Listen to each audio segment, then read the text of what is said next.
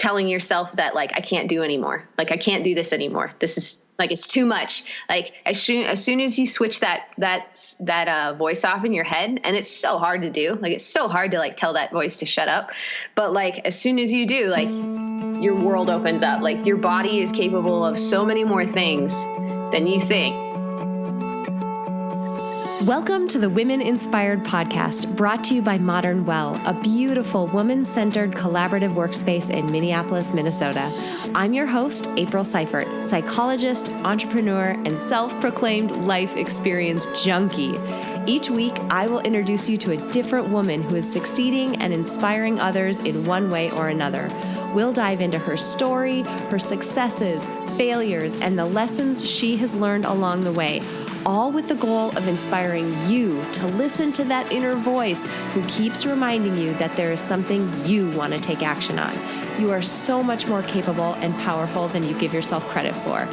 Inside of you is a woman on fire. Let's let her out and see what happens. Here we go. Welcome back to the Women Inspired Podcast. My name is April Seifert, and I am your host. And this week, you get to meet such an incredible woman. She is a friend of mine and an amazing woman who is just such a beautiful example of somebody who decided to do something different with their life and decided to go after a really big goal and just arranged her life so that she could go achieve this goal. Sam Basques is an incredible woman. She is a skydive instructor. She is a skydive tunnel instructor. We'll talk about what that is. And like I said, she's a great example of somebody who set a big goal and put in place all the things, the psychology, the life design, the intentionality, all of it that it takes to go after a goal like that. So we definitely talk about her journey, but her interview goes in a really interesting direction, and we talk about the sport of skydive and some of these other hobbies and activities that people do, and the lessons that all of us can learn and take away from sports like this. So I don't want you to miss the end of this interview, because there is just so much value in what she has to say and the lessons she has about life that she has gotten from this sport.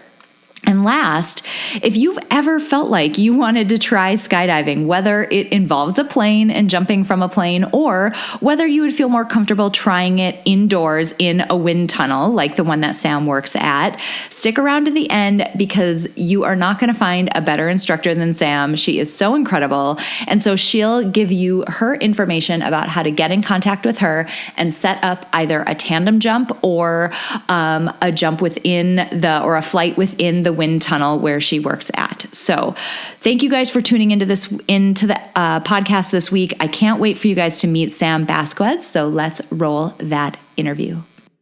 Sam, I'm so excited you're here. Thank you so much for being on the podcast. Yeah, very welcome. Happy to be here. Thank you. So this is a really fun day because occasionally I get to interview people who I know and people who I know well. And it's always really fun to do that because I love sharing, amazing people like you with the world, but it's also fun to get to know you in a different way. And I always learn things about people that I didn't know when I interview them this way. So this is awesome. As we're sort of easing into things here, help everybody get to know you and tell us just a little bit about yourself, like where you came from and how you got to the point that which we're going to talk about today. Put it that way. Sure. So I'm 27 years old. I've lived in Wisconsin for a majority of my life. I've moved around a little bit here and there on different work trips and whatnot. I grew up in Baldwin, Wisconsin. I went to college in St. Paul at an art school. So I have a bachelor's in fine arts and illustration that I don't really use too much anymore. Right before I went to college, my parents told me that I needed a summer job, and my mother encouraged me to get a job at the local skydiving facility. We have a family friend that has worked there for years, and so I kind of had an in that way. And from there, within 2 months of working there, I started skydiving, and it just kind of snowballed from there. Every year after that, I got a new rating and got a new, leveled up, so to speak, and just kept going with it. And now I am working at a tunnel or a wind tunnel facility, living the dream. I love it. I think it's Yeah. hilarious that your mom encouraged you to get a job Right. at a drop zone, because when I told my mom, actually, I didn't even tell her that I went the first time I did a tandem, because I knew that what the conversation would be. I just like called her afterward and she yelled at me and that type of thing. So that was pretty funny. So I think it's funny that we had two very different experiences with our moms. Yeah. So your journey to becoming a tunnel instructor is what I wanted to dive into today, because it has been just an amazing transformation to watch on social media and just through conversations that we've had. And I know that it's one for folks who are listening to this, it may seem like, okay, what do I have in common with this woman who, skydives and is a tunnel instructor? Like, how does that have anything to do with me? I assure you that it absolutely does, because the personal transformation that it took to get you to go from where you were to where you are now is one that so many people have either gone through or want to go through or are in the process of going through. So I'm excited to talk about that. Before we get into that, can you tell us a little bit, for folks who are unfamiliar, just kind of ground us in what the tunnel is, how it fits into the sport of skydive, and what an instructor does? Because there's some nuance under that I think if you haven't been in the sport, you might not understand. Yeah. So the wind tunnel, right? It's a free fall simulator. Basically, it allows us to develop wind to push us up off the net and fly around in the wind tunnel like you would in free fall, only 5 feet off the ground instead of 13,000 feet in the air. We use it as skydivers as a training tool. However, anybody can come in to fly. Anybody, it doesn't matter. Doesn't matter your age. You can be anywhere from 3 to 100 years old to be eligible to fly, as long as you're under 300 pounds or under. We can take anybody who has never flown before and start developing flight skills. We can teach you how to fly. We can teach you how to shred. And if you have the time and the motivation to keep coming back and flying more with us. I love that. So there's really two pieces to the equation that you touched on that I wanted people to really understand. So, the tunnel itself, and it's really skydive in general. There's kind of two sides to the gig. Like, there's the side of it where people have kind of a bucket list item. They want to jump, once. They want to just experience it and try it. You can do that out of a plane. Like, you can go do a tandem, or even, I guess some people do a solo their first time. Yeah, I guess some people do that their first time. I definitely couldn't have, but people do. So you can go jump out of a plane and do that sort of as a one and done kind of thing. Or you can do what you did, and you can go down the track of becoming a skydiver, getting your license, and really developing yourself in the sport. Same goes for the tunnel. You can go there as sort of a recreational thing to try to sort of feel what free fall would be like and just kind of do it. Or if you're into the sport, and this is something that I did when I was going through AFF, I joke online that I'm like the worst skydiver ever, because it's not something that comes naturally to me. It really isn't, but it is something that I think is really fun. So for me, at a particular part during my AFF, Accelerated Free Fall is the training program that you go through to get certified to jump on your own.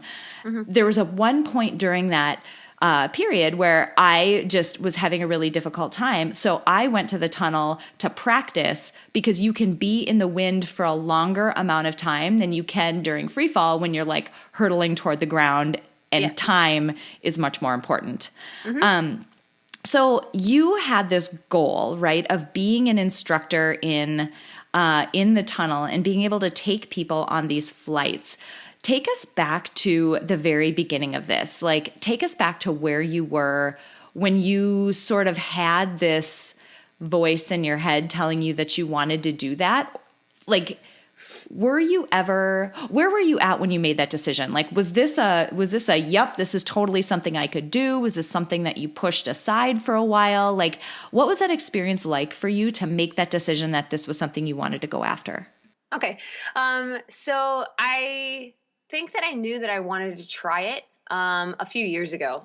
It was probably like 3 or 4 years ago. Like I knew I wanted to try it. It was right around the time that I got my tandem rating within skydiving. For those of you that don't know, like tandem flying is, or tandem jumping is where we take someone who has never flown before or has very limited skydiving experience, and we strap them to the front of us in a harness and we jump out with them and we give them the experience of a lifetime at 13,000 feet.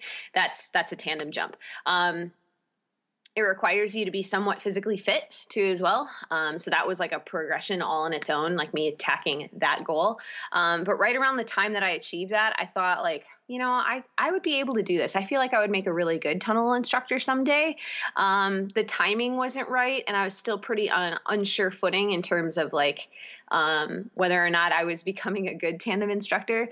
It was right around the beginning of that. And so the timing just wasn't right. The, logistics of I would have to travel somewhere and I would probably have to move someplace else in order to attack that goal of being a tunnel instructor. So that was probably the biggest hurdle that I had to overcome, not necessarily hurdle, but the biggest obstacle that was in my way for a little while is having to move, like somewhat indefinitely. Yep. away from home and away from my friends and family. And eventually Minneapolis was announced. Talked with some of the instructors that were going to work there, and chatted about what it was going to take for me to get accepted into their program and through the training that they put us through after we get hired. And just started working from there for about a year ahead of time. And then last September, we all moved out to Denver for 3 months and trained and worked at the Denver tunnel for a few months, and now we're here. Amazing. I love it. So you tell that story as though it's a pretty succinct, nice little packaged up journey. But things that you were sharing online, I could definitely see that there was a big component of, let's just say, psychology and belief that you could do something like this. Like I truly believe, like every time we have a goal or we want to make a big change or we want to do something, there's two sides of the coin. There's like the logistics of it, right? Like I have to move. There are steps that I need to take. There's skills that I need to learn. And that's the intentional part of it, right? Like you have to be able to arrange your life such that you can do those things. But then there's the mental side of it. There's the side of it where you have to come to terms with like, yeah, I'm the type of person who goes after goals like this, or I'm the type of person who can do something like this. What was that side of the coin like for you? The psychological side of it, like the mental. Yeah, the mental totally. Game. Yep. Yeah. So the mental, so it's as much a physical game as it is, or it's as much a mental game as it is a physical one. Like you definitely have to be in really good physical shape in order to do this type of job. But you also have to have mental clarity too. Like a lot of the time you have to be on your mental game. It's a lesson that I've learned the hard way a few times in this journey, is that you can't let yourself slip mentally. And what I mean by that is you can't be too overconfident and you can't be too underconfident. There has to be like this right little level, like this little balance. And you have to try and work really hard at being that same level, like consistently day after day after day. And that is super hard. That is really hard to do, especially as you become more physically exhausted, especially as you become more, more preoccupied with new skills, like developing new skills and working all the time. It's just, like it's a mental game that you play regularly. In terms of training, like before we were actually working, they put us through a really rigorous training program to begin with, right before, like as we get hired. So the instructor training is pretty rigorous. Anybody that has gone through it knows exactly what I'm talking about. And during that whole thing, they just continue to turn up, the intensity of what it is that we're doing. We start at a relatively low level, and then by the end, you're ramped all the way up to 11. And through that progression, you're becoming more tired. Like you're becoming more physically exhausted as that progression happens. Because you're not really getting super long breaks or anything in between the physical activity. So day after day after day of becoming somewhat physically fatigued, and then also dealing with these new skills that they're introducing. And the skills are pretty intense. The things that they want you to do are pretty intense. So keeping your mental game strong in terms of like telling yourself, like, you can still do this. Like, this isn't something that's non-achievable. They push us to our limits. Like, they push us to see how far we're going to go, and how far or how long it's going to be until we quit, and one of the crazy things like that you had to get over mentally was telling yourself that, like, I can't do anymore. Like, I can't do this anymore. This is like, it's too much. Like, as soon as you switch that voice off in your head, and it's so hard to do, like, it's so hard to like tell that voice to shut up. But like, as soon as you do, like, your world opens up. Like, your body is capable of so many more things than you think. Like, your body is physically capable of doing more stuff than you realize as soon as you shut that voice off. Like, it suddenly becomes very clear. Like, you can push yourself to do a lot of crazy things if you don't have that mental block going on. So like that lesson being learned, like, I'm trying to apply that to I try to apply that to what we're doing now, but it also is very much a balance, like having the right confidence level, like not being too overconfident, not being underconfident in your skills, and what it is you're doing, and also being, like mentally healthy, relaxed, calm, self-care, the works. It's amazing. Actually, let me back up. It's amazing because when I think about activities that I've done or hobbies that I have, that without realizing it, and it definitely wasn't something that I thought would happen when I started them, have bled over into the rest of my life. Marathoning and endurance training is one of them. And there's a giant endurance component to this. And also skydive is one of them. And there are these weird lessons that you learn from these activities that are either physically or mentally or both demanding in that way. You do realize that your limit is so much higher, like your actual limit where you're going to break is so much higher than you think it is. But on a day-to-day basis, we don't approach that limit at all. Like, we don't get there. Well, normally, I mean, you probably do more often these days, but we don't approach that limit at all. It's interesting because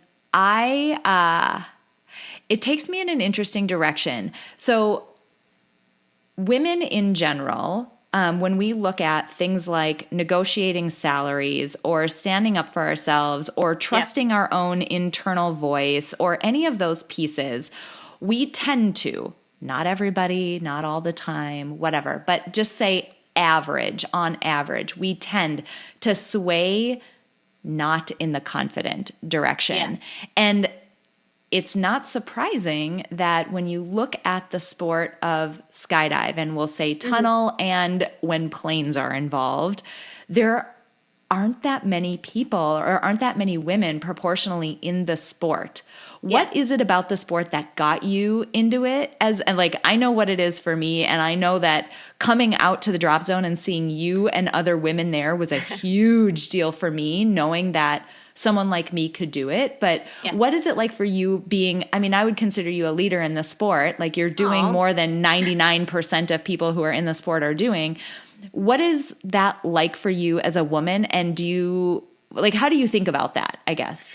Yeah. So, I mean, I couldn't tell you why. I couldn't tell you what the motivation was at the time, like why I pushed myself so hard to like get to the point that I am, or that where I am, you know, but being a woman in the sport right now with where I'm at, like in terms of the tunnel instruction stuff, like I'm pretty low on the ladder. Like I'm a scrub, you know, like I'm a brand new instructor to this place. Like, you know, I'm not really a leader in any sense of the word, but within skydiving,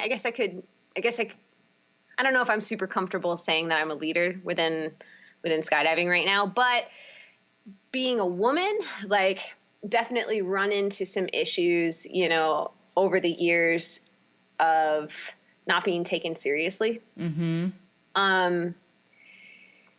That's something that I've struggled with. Like I've struggled with that in terms of being angry and upset that that's happening, you know, like not being taken seriously. But when you look at it big picture, the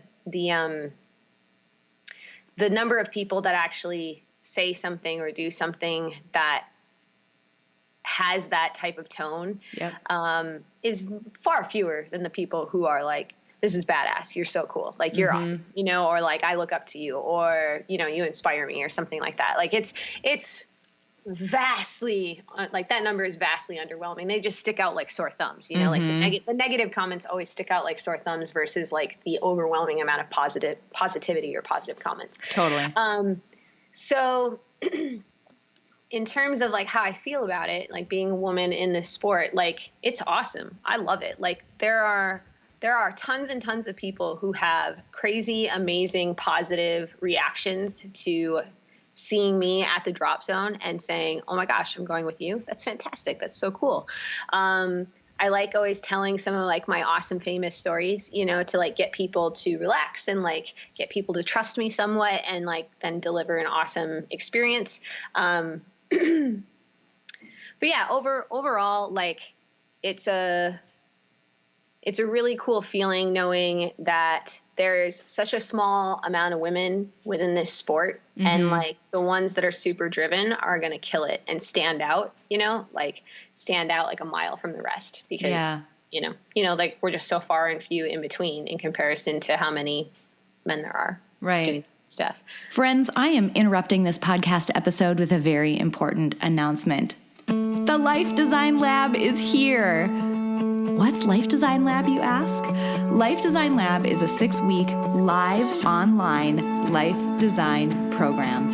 It combines the best of the best from the fields of design thinking and psychology to teach you a framework that you can use again and again to align your life around who you are and how you want to feel. You're only getting one shot at life, so it's so important that you make it count. Visit aprilseifert.com and click the banner at the top to get all the details, or just click the link in this episode description. Enrollment closes on January 31st, so hurry, hurry, hurry. Make this the year that you stop living by default and start living by design. Visit aprilseifert.com for more info and to sign up. Well, and it makes a huge difference. I mean, it does. Like, I remember I didn't know going out for my first jump whether I would ever go again, or I just had no idea. I just knew it was something that I wanted to try.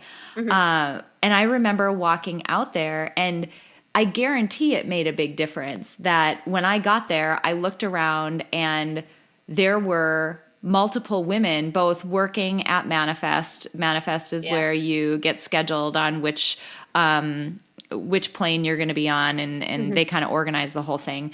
There were women working at Manifest, and there were women who were jumping and walking in with their parachutes, and I was like, holy cow, because it can be hard to go after a goal that you've never seen anybody like you ever achieve. Like it doesn't even occur to you that it's something you could do. And I guarantee that put a bug in my, brain. Like, this might be something I could do. Well, so that's like the thing is like we see a lot of women. You touched a little bit about how women have a tendency to be underconfident in comparison to men who have a tendency to be overconfident about their skills, and that happens all the time. We see it all the time within skydiving. Like the big thing is getting over that mental hump of like, I want to try this, but I don't know if I'm going to be any good at it. Like, I don't want to embarrass myself. I don't want to, like that's a pretty common thing that I feel like women probably run into is 100%. Like the shame act, is like thinking, oh, like, I don't know if I can do this. I'm just going to look dumb. I'm going to look stupid. I'm not going to do it. I'm not even going to try. Like, just try. Like, that's kind of the big thing is like, just try it. Like, just try it once. If you love it, if you think like you had a great experience, let's try again, like, let's do it one more time. It's the same thing with getting a job there too. Like, you don't have to, it takes quite a bit of time and a lot of practice and frankly, a lot of money to become an instructor. But like there are other entry, I say that with air quotes, like entry level jobs that you could attack within skydiving, like loading, manifest, packing. Like those are things that you don't actually have to have any prior experience to work in those jobs. Like you can come in and you can say, I want to work here. Where can you put me? I really like this atmosphere. I want to skydive. I want to do this. What can I do? And they'll teach you like on the fly. Like it's a really, really cool way to get into the sport. That being said, in terms of being a woman, like, yes, there are fewer women in skydiving. The ratio of men to women is pretty skewed. That being said, like I was this scrawny kid in high school. Like I just turned 18 when they hired me as a scrawny little kid in Manifest, had an eating disorder at the time, like, and now like, look I'm strong. I'm physically fit. I'm still kind of somewhat like little and maybe scrawny, but like my attitude has completely changed about what it is that I'm capable of and like how far I can push my body and how far I can push my mental game. Like these are all things that are achievable. You just have to get over that initial like mental block of like, I can't do it. Like, oh no, I'm going to embarrass myself. So what? So what if you embarrass yourself? It doesn't matter. So that moment is so fleeting. It doesn't matter. Just try it. Just try once. Oh my gosh. That's really all you get. We have this like saying about people like, oh, I can't do that. Like they'll talk about tandem skydiving. Like, oh, I can't do that. I couldn't make the leap. I couldn't do that. Like, no, I'm like, dude, all you have to do is get on the airplane. Like that's all you have to do. Get on the airplane and we'll take it from there. Like no big deal. Like that's the first goal. Get on the airplane. That's so true. And that's interesting because that literally is one of the lessons that skydive has taught me. And I don't know, actually, Sam, I don't know if you know this, but I interviewed Lynn Broberg on a prior episode. And if I was a better host, I would be able to tell you exactly what number that episode is, but I don't. I'll link to it in your episode description. But so I've thought about this notion of how these lessons from skydive have applied to my life. And this is something that she and I talked about too, where when something is super scary, and Lynn will admit, like, she gets on the plane and she's still scared every time. She's got thousands of jumps. You're in the same boat. Like, I'm in the dozens of jumps, but like, I'm scared every single time. And the thing that gets you through it is like, okay, I'm not going to think about anything in front of me right now. I'm just going to think about, I need to check my gear. What are the steps to checking my gear? What are the things that I need to look for? Great. Now all I have to do is put my gear on and check it to make sure that it's right again. Lovely. Now I'm just going to walk out there and I'm going to stand in this yard for a little bit and a plane's going to show up. Like literally it's just step by step deciding that you're going to take that next step. And that was one of the biggest lessons that I learned that helped me do everything else that was big and scary, including creating businesses and taking on big projects, making this podcast. All of it was literally just, I'm not going to worry about all of that.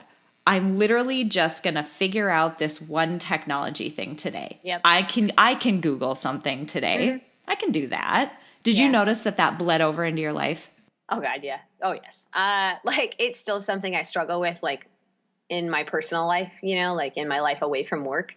I would say that I struggle with it probably every day, like looking too big picture, like focusing too much on the big picture and saying like, this is too overwhelming. It's too big. I can't do it.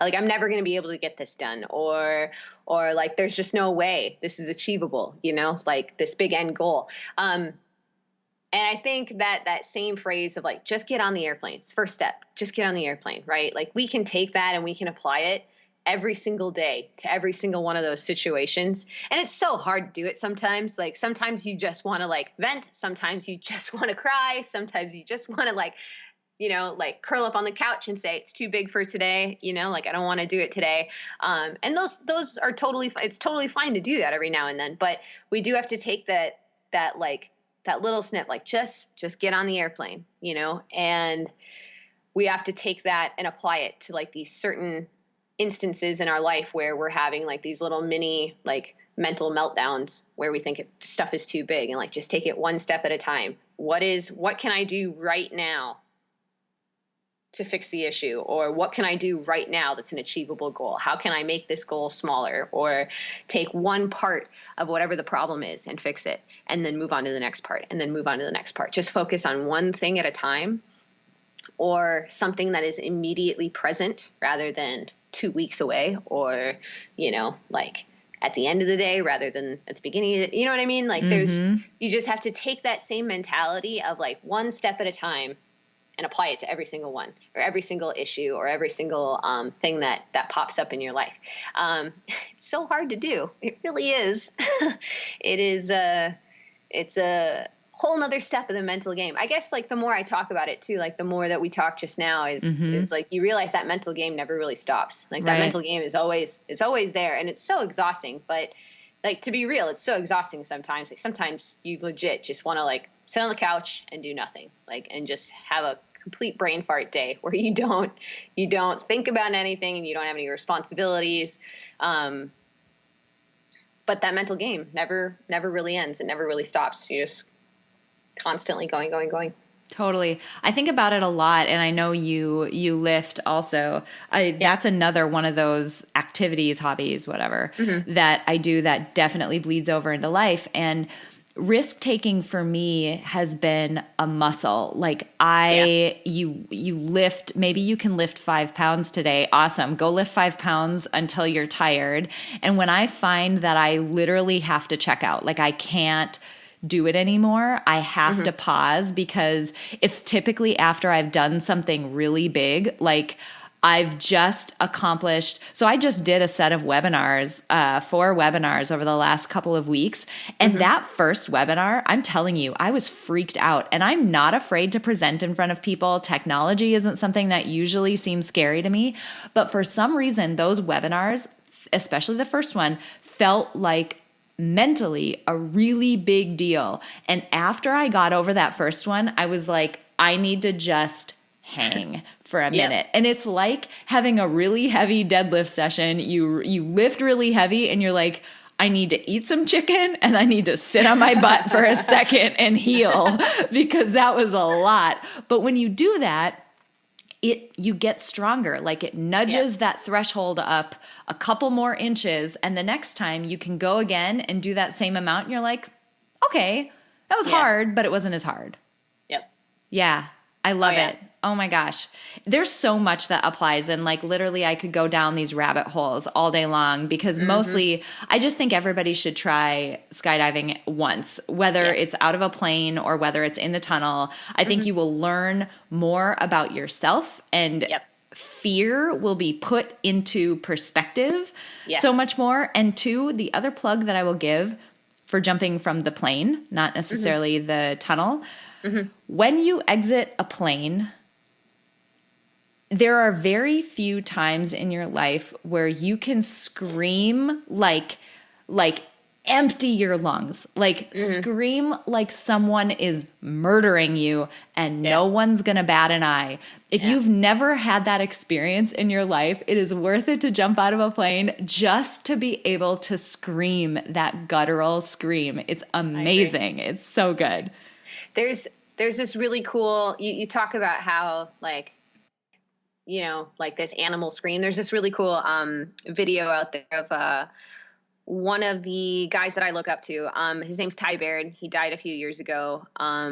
But he has this video out there. It's his memorial video, actually, where he talks about why he skydives and what it is that he loves about skydiving. And it's the intro to the video, so it's right away when you pull it up.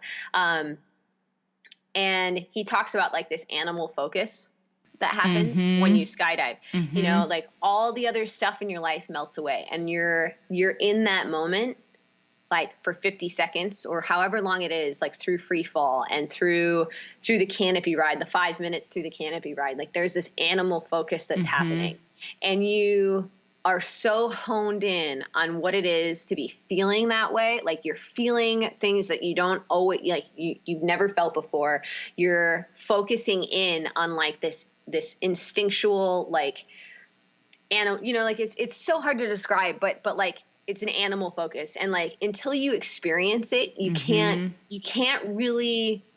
really understand what that feeling is like. But it's a really good analogy as to why so many people do it and stick with skydiving and other like flight related or adrenaline based sports. It's a crazy animal focus. Everything just melts away. All you're thinking about is being in that moment, the things that you have to do within that moment. Like it's definitely a really good analogy. So if you ever have time, look it up. Ty Baird, his memorial video. It's a really cool little bit that he talks about. I love it. I'll link it up on your page. I know exactly what you're talking about, and and moment is the right word. It's not, you know, during this skydive, like as you're climbing toward the door, literally all you're thinking about is, I need to get to the door safely, meaning don't trip over something, or make sure your hands are in the right place. You're not bumping into anybody, whatever. Like, I need to get to the door safely. Okay. I need to put my hand here. I need to put my foot there. It's not physically possible to think about anything else, including 1.5 seconds from now, I need to be working on body position. Can't even go there. Like there's no capacity in this exact moment. And there's, this is going to be such a crazy analogy to make, but Eckhart Tolle, in some of his writing, he's like as woo, as up there as you can possibly get, is to read Eckhart Tolle. But he wrote this book called The Power of Now. And you will never understand what he means by the concept. I'm going to get the quote wrong. It's not even a quote, but like the concept is that all life is a series of moments. It's like now, then now, then now, then now. Yep. And it's not possible to feel those nows until you put yourself in a position like that, where literally you feel every now, and it's a separate thing from the next now that you're in. It's crazy. Oh, I would totally agree that that's true. And he's exactly right. Like you don't feel those moments like just in your day-to-day life. You put yourself in a situation you're not used to, or you're unfamiliar with, or that requires incredible focus or incredible perspective, and you feel it. And you don't even realize you feel it right away. Like there's a moment, like there'll be a time, like I can't put my finger on which jump it might have been. I have a feeling I'm pretty sure it was a tandem jump where I legit was like sitting there thinking like, this is what it, you know, like, this is it. Like, this is it. And I remember reading or seeing that video that Ty was speaking in, and saying, that's exactly it. Like, that's exactly what happens. It's amazing. And so like this guy that you're quoting, like Eckhart, did you say his name was Eckhart Tolle? Yeah. Eckhart. Yeah. He nails it. Like it literally is a series of moments. And if you just want to take that in terms of like an AFF jump, right? So getting on the airplane is a moment all within itself. Taking off is a moment all within itself, you know, flying around, all the various things that your instructors have you do in the airplane, you know, are all series of different moments. And then you gave a great example of like getting to the door. Getting to the door is a huge momentous task. Yes, it is. For everybody that is brand new to skydiving. Like it is a massive big obstacle that people overcome with time and patience and practice. I remember when I first started, it was like, I would go to a new drop zone and I would go to a brand new airplane. I'd be like, I have no idea how to exit out of this airplane. Like, what if I fall? What if I do this? What if I fall? Like, what if I fall out of the plane? Yeah, like I've got this magic backpack that's going to save my life. And my ex-boyfriend at the time was basically like, I had literally said that to him, like, well, what if I fall? He's like, you're wearing a skydiving rig. Like, you know how to fly? Like, so what if you fall? Like, so what if you fall? You're like, no, I'm going to follow my own terms. Yeah. Dang it. Right. And like, those are all series of moments that if you look back at them, you're not thinking about, obviously you're not thinking about, well, what if I fall? Like, you're not thinking about the next step. Like, well, if you fall, like, just fly, like you're going to fly. Yeah. Or like, like each one of these tasks and each one of these moments within like just skydiving, like they are huge momentous like obstacles, and you no longer think about big picture. You're thinking about living in each one of those moments as they come. And, sometimes then you take a step back and you ask the question, like, well, what if I fall? Like, and you're looking at a big picture again, like, well, then just take the next moment, like do the next moment, like, you just move on. No big deal. So, yeah. Yep. Totally. Oh my gosh. That's such a great analogy. I think I'm going to use that from here on out. Like, well, what if I fall? What if I fail? Like, let's just go to the next thing. Like, so what? Yes. Yes. Yeah. And the other thing that I will say, and I'm not sure if this is the same guy, but there was a base jumper who had a really nasty crash. Mm-hmm. I don't remember his name. One of his more famous videos is called Grinding the Crack, and he does this, like, he wingsuits and does all the crazy stuff that I can't even imagine. But it was a wingsuit video where he was flying really close to the ground. He ended up crashing. He lived through that crash, but they did an interview with him after the fact, and they said, what were you thinking about as, because he saw the crash coming. And again, like, time is not the same as it is in your life when you're in a situation like that. Like, even in a normal skydive where you are safe in that moment, like, I mean, realistically, you're safe. Time slows down. It still does. You experience it differently. And so he could see this crash coming. And he said, I remember thinking to myself, I could not, he's like, this is really going to hurt. And he's like, maybe if I don't pull, it'll just be over really quickly and it won't hurt so bad. And he's like, and then in that next split second, I decided, no, I want a chance, and I pulled. And he's like, ultimately, my advice to people across the board, and this is life in general, he's like, always pull, like pull every time, because he lived through it. And it just like brings tears to my eyes. Like, I could bawl thinking about that. Like, how many experiences have you been in where you're making a choice? Like, and you just mentioned it before, you can go further than you think you can go. Like, do I keep going? Meaning, do I pull? Like, do I keep going or do I not? And it's like, pull every freaking time. Like, pull every time. It's such a big deal. Yep. There's, I think who you're talking about, if I don't keep up on the base jumping circuit as much as I probably should, news wise and like video wise, but I think it's Jeb Corliss. That sounds right. That sounds right. If I remember the right incident that you're talking about, like, I remember watching that video and hearing him say that. And like, that's an applicable like theory to use in pretty much all of your, you don't need to use that phrase, within adrenaline sports. Like, you can use that just day to day. Like, and especially for women, like, I want to bring this back to women, like, especially with women, because I know how my girls think out there. I know exactly what's running through your head when you're faced with a big decision like this. Like, I can't do it.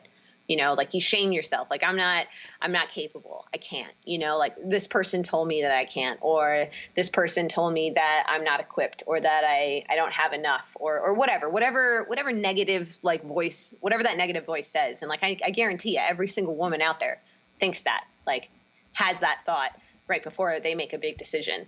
And I think that that's a really good, Like that phrase is a really good thing to start applying. Like if you can, even if it's only once a day or it's like once a week, start applying that to your daily decision making, like, should I pull or should I just say no? Like, should I jump? Should I get on the airplane or should I not? It's a really good mentality to like try and start adapting and like applying, especially like, like if you have problems making really big decisions, apply it to your small decisions first, and then start practice your small decisions. And then as the decisions get bigger and bigger and bigger, like you can start handling them a little better and like having that voice inside your head say less negative things and maybe more positive things. I don't know. I feel like I'm just spewing like ideas. Gold is what you're spewing. like gold. And like actual, yeah. No, it's wonderful. And I honestly can't think of a better way to wrap than that, is that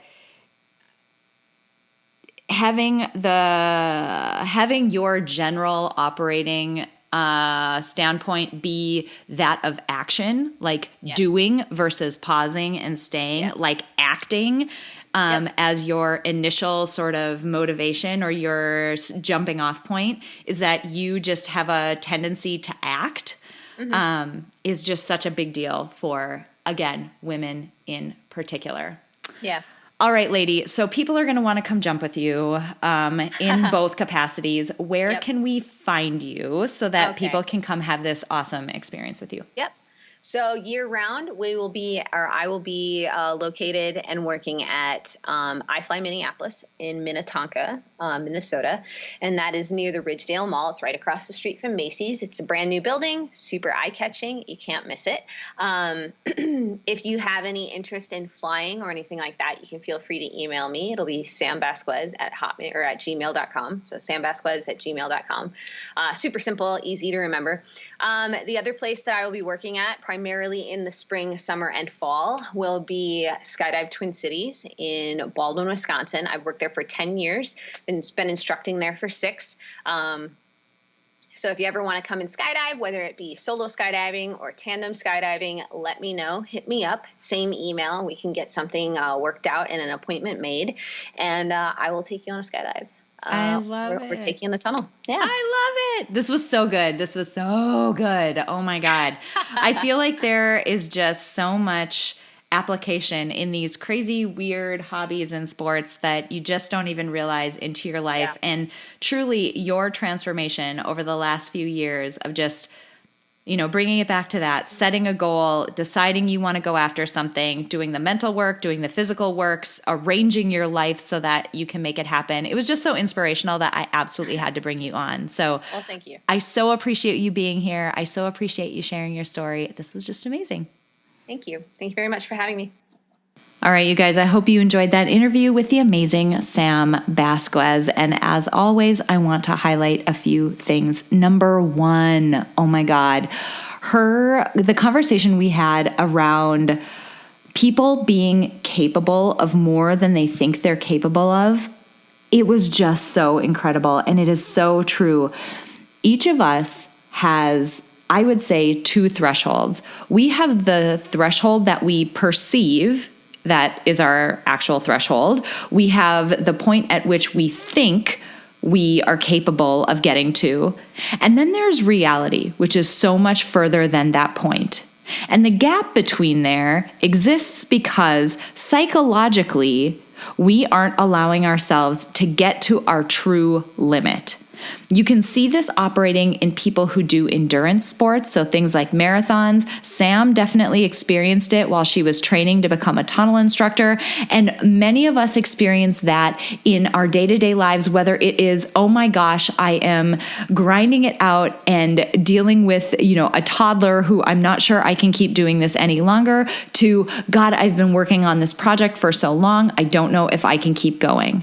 The point that Sam made about your true barrier, like your true upper limit being so much higher than you think it is, it's so completely true. And I want you all to think about that the next time you think you can't go any further, the next time you think you can't push any more or go any further than you are right now. Yes, you can. You absolutely can. You can go so much further than you think. You are capable of way more than you think you're capable of. The second thing I want to highlight is this notion that Sam talked about around balancing your confidence and making sure that you have enough confidence to get you to the next level within whatever it is that you're trying to do, but that you're not overconfident. That in and of itself is a mental game because, again, as women, we tend to, shy away from that side of being overconfident. It's not as common that we get overconfident in something. But either way, whichever way you tend to lean, it's a mental game to keep yourself riding that midpoint, staying in that gray area where you do have some confidence, but you're not overconfident that you're starting to make mistakes. So it's just something to keep in mind as you're starting new activities or chasing a new goal where you might not yet feel confident. Building that initial framework or that initial foundation of confidence is going to be really key. And it's also something that's really important to keep in mind when you are experienced in a particular field or with a particular activity, making sure that you keep a little bit of that beginner's mind so that you don't get overconfident and overlook things or make mistakes. And the last thing that I want to highlight is, Sam talked a lot about being a woman in the sport of skydiving, and she said something really interesting about encountering men in the sport. And in particular, she said that some men, a very small proportion, will make comments that are, either derogatory or they, don't take her seriously or something like that. They make a comment that kind of puts her down. But those men are in the minority. They're a very small proportion. And in general, in life, we do tend to focus on negative things. It's that reptilian side of our brain. It's that side of our brain that wants to keep us alive, that has kept us alive as a species for this long. That side of our brain focuses on the negative because it's trying to make sure that we stay safe. But what happens is the more your brain focuses on negative things, the more you're training your brain to focus on negative things. And the more you focus on negative things, the more your day-to-day life starts to look and feel negative. Now, here's where I put in a plug for positive psychology. The field of positive psychology asks you to intentionally focus on positive things, not because it wants you to have rose-colored glasses and pretend like life is perfect and pretend like everything's okay. That's not the thing, because that would be biased. Life isn't perfect and life isn't great all the time. But consider the fact that your brain automatically focuses on negative things, and that in and of itself is biased. Those negative things tend to happen less often than the energy and the focus that we give them in terms of a proportion of all of our energy and focus. So already we are operating from a biased standpoint. So what positive psychology asks us to do is intentionally focus on the positive, intentionally start to steer our attention and direction and focus and energy toward those positive things because it balances out what our brain will naturally do, our brain's natural tendency to focus on the negative. So in fact, by focusing on the positive, it may seem like you're doing something biased. It may seem like you're ignoring negative things. Your brain is focusing on them anyway. That's the habit that is ingrained in us from how we evolved. So by focusing on the positive, you're sort of tipping the scales back to a neutral place and allowing yourself to experience more of what reality actually is. The majority of life is not negative. It's just, that's our brain's tendency. So focus on the positive in order to balance your thinking out. Your day-to-day life will feel fundamentally different. And the last thing I want to highlight, maybe I said that last thing was the last thing, but it's not. This is actually the last thing. The last thing I want to highlight is the last part of the conversation that Sam and I had around living each moment as its own specific thing. Eckhart Tolle talks about this in his writing about how life is just a series of moments. And that's something that really sunk into me and that skydive did help me learn, is that you can actually live one moment at a time. Now, I'm not saying don't plan for things. I'm not saying don't, do the work to try to arrange your life so that you have this good experience. But what I'm saying is once all that is there and you're actually going through the experience of life, being intentional about living in the now, that also will fundamentally change your life. You'll start to experience more detail, more vividness, more life experience than you would if you were sort of floating above it or moving through the motions without even thinking. So that concept of living in each moment as its own separate experience is something that you learn so quickly in the sport of skydive, but it's something that is so important for all of us to apply to our lives. All right, you guys, I really hope you enjoyed this interview. I really hope you guys have a wonderful rest of your week, and I will be back next week with another amazing interview. Before we close out today, I want to say thank you to my producer, Cameron Hill, and to my incredible sponsor, Modern Well. If you want to learn more about how you can reach your goals in a one-of-a-kind work-life community, visit www.modernwell.co. If you enjoyed this episode, please share it with someone else who might benefit from this inspiring message. And if you have a moment, click the link in the episode description to leave me a rating and a review on iTunes. It would mean so much to me. Finally, I want to remind you that it is absolutely possible to live a happy, fulfilling life, even in spite of all of the chaos and demands we all experience. Sign up at aprilseifert.com to gain access to tools that will help you do just that. I have carefully created and curated a set of tools that combine the powerful fields of psychology and design thinking to help you intentionally create a fulfilling, happy life you love. Thank you so much for joining me this week, and until next week, stay inspired.